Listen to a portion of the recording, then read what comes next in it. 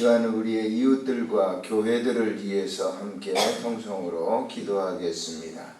존귀하신 하나님, 은혜를 감사합니다. 새벽에 우리를 부르시고 아버지 나라와 뜻을 구하게 하시오니 감사를 드립니다. 오늘도 하나님의 선한 백성들 모여 하나님께 기도하고 찬양 드릴 때 함께 하셔서 역사하시고 우리 심령 속에 사랑하는 이웃들과 몸된 이 교회들을 위해서 기도할 수 있도록 은혜 베풀어 주시기를 간절히 빌고 원합니다.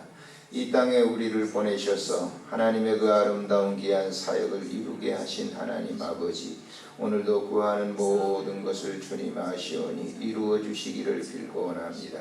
개인적으로 모든 원하는 일들이 있습니다. 하나님 주 안에서 모든 것 이루어지게 하시고 하나님의 그 선한 뜻을 이루는 축복의 산 증인들이 다 되도록 인도하시고 새벽마다 이 성전에 찾아와 기도하는 주의 종들 소원하는 것을 속한 시일 내에 응답 주시기를 빌고 원합니다. 저들의 심령 속에 주님이 함께함으로 말미암아 그 영광이 거듭하게 넘치도록 복을 허락해 주시옵소서. 우리 구주 예수님의 이름으로 기도드리옵나이다. 아멘. 하나님의 말씀 이사야서 42장에서 보시겠습니다.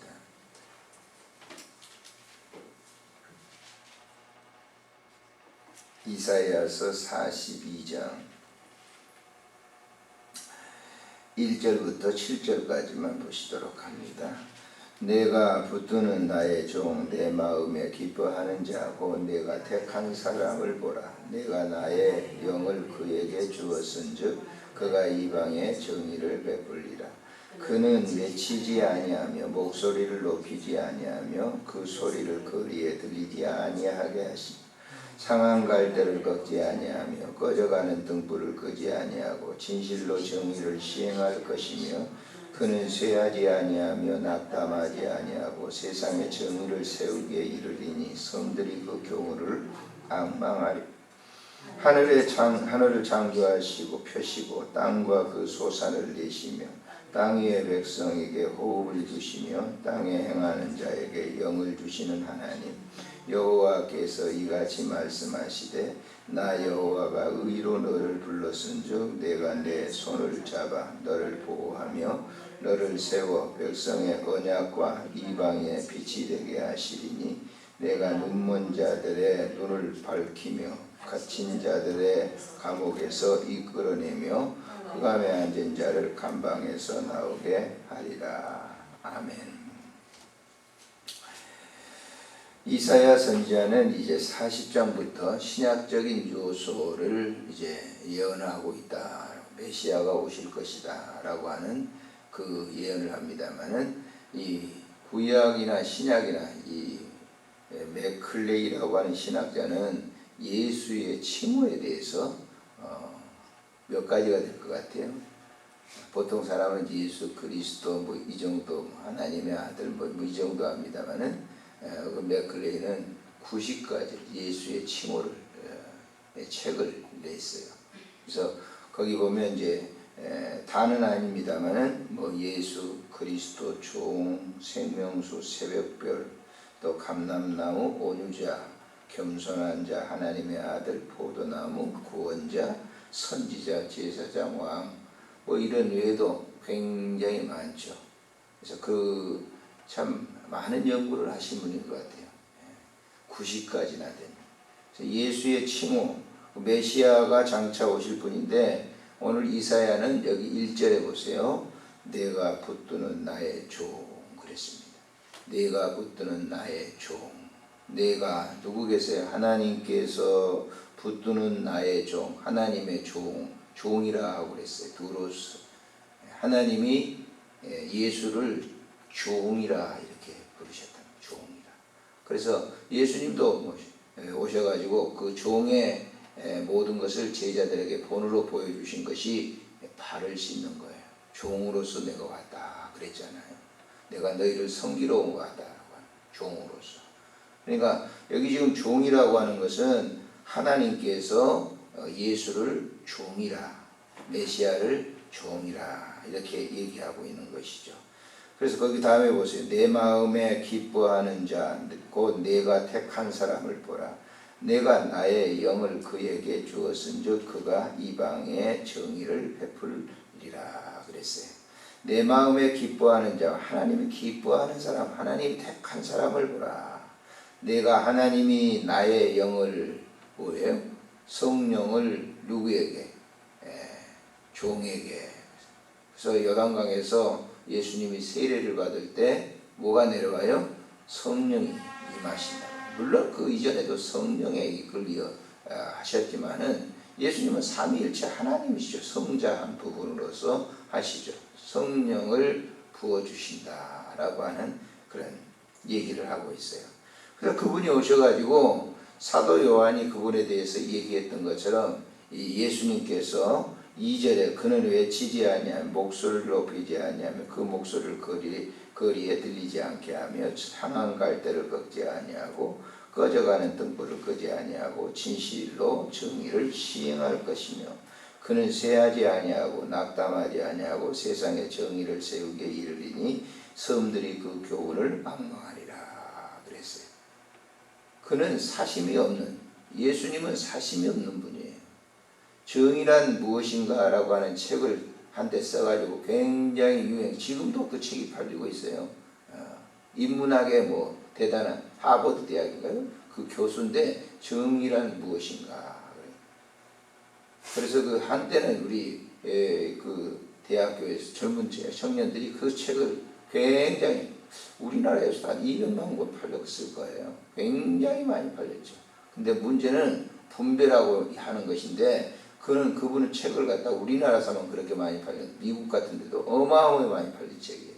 근데 묘한 것은 그 책을 써가지고 그 인지세가 아마 수백억 수천이 들 거예요. 그 공정하게 분배를 해야 되는데 분배는 또 하지 않죠. 사람이라고 하는 것은 그런 책을 써가지고 분배에 대해서 얘기하지만 그래서 인간의 정의라고 하는 것은 없어요. 다 자기의 사욕을 가지고 있는 것이죠. 권력, 정의를 위해서 한다. 누가 정의를 위해서요? 자기 욕심을 위해서 하는 거죠. 근데 주님은 주님이 정의라고 하는 게 뭡니까? 오셔가지고 행하신 거 보세요. 다 주고 가신 거예요. 피 한 방울까지도 다 주고 갔다고요. 지금 이 세상에 정의를 부르짖는 사람들이 뭐 합니까? 흔히 보게 되면 뭐 진보 쪽에 있는 사람들이 정의를 얘기 많이 하죠. 정의 얘기하는 사람들이 그 하는 행동을 보세요. 뭐가 정의입니까? 사람들에겐 정의가 있을 수가 없는 거예요. 왜냐하면 다 사심이 있거든요. 뭔가 자기에게 이권이 있으니까 그걸 외치고 그러는 것이지 그 책을 써가지고 굉장한 분도 교수도 역시 마찬가지라니까요. 이 땅에 정의라고 하는 건 없어요. 정의를 행한다고 하는 것은 완전히 자기를 다 주는 거예요. 너를 위해서. 그러니까 우리가 보세요. 그리스도인들이 정의를 위해서 산다라고 하면 주님처럼 해야 되는 거예요. 주님처럼. 그럼 우리가 주님처럼 해야 되는 걸 뭡니까? 먼 데서부터 하려고 하지 마세요. 가장 가까운 데서부터 해야 되는 거예요. 자기 이웃이 누구죠? 이웃이라고 하는 것이 뭐 담장 높여 있는 사람이 이웃입니까? 자기 이웃은 나 외에 너가 바로 이웃들인 거예요. 그러면 가족들이 다 이웃들이죠. 정의는 뭐예요? 가족들을 위해서 자기를 다 주는 거예요. 아낌없이 주는 나무죠. 그게 진짜 정의는 것이에요. 주님이 그렇게 하셨단 말이에요. 지금 얘기하시잖아요.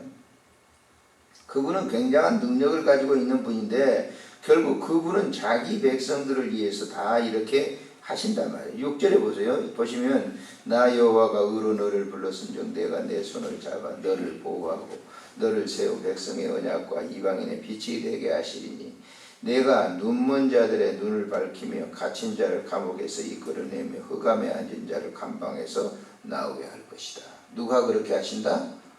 종으로 오신 예수 그리스도가 그렇게 다 하시는 거예요. 예수님 오셔가지고 여러분 한번 일대기를 한번 보시라고요. 복음서에서 예수님의 일대기를 보시면 예수님은 다 다른 사람들의 그 연약한 부분들을 다 해결해 주시는 거예요. 그렇다고 해서 그분이 예수님이 행하시면서 무슨 보수를 받고 행하시는 게 하나도 아니었다고. 요즘 기독교 내에서 종종 있다 하면 위험스러운 일들이 있잖아요. 병 고쳐줄게. 병 고쳐주고 그래가지고 기도원 세가지고 어마어마한 사람들이 말이죠. 다 이런 이단들이 다 그런 거예요.